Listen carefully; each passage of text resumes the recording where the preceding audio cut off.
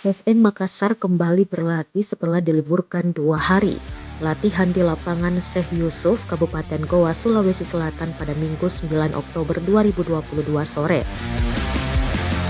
M. Arfan dan Ardiansyah jadi pemain pertama tiba sekitar pukul 15:07 waktu Indonesia Tengah, disusul Ananda Raihan, Everton Naskimento, Erwin Kutawa, dan Rama Sananya.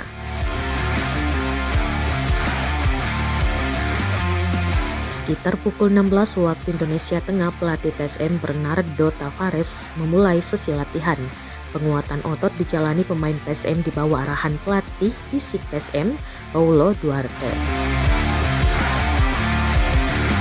Setelah itu, para pemain dilatih kelenturan dan akurasinya.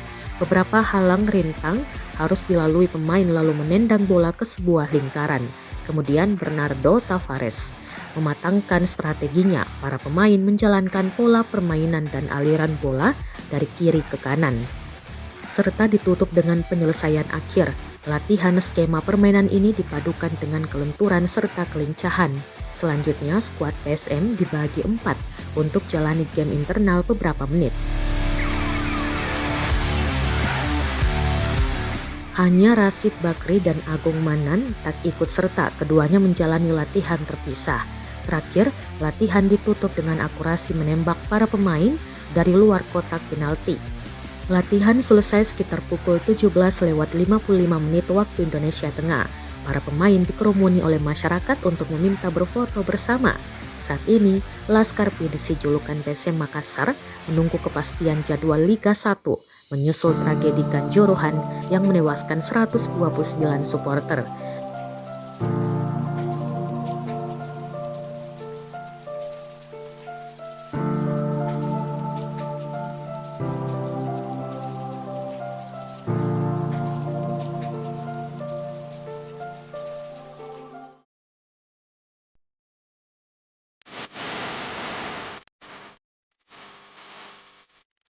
PSM Makassar saat ini urutan ketiga klasemen Liga 1 di bawah Borneo FC dan Madura United.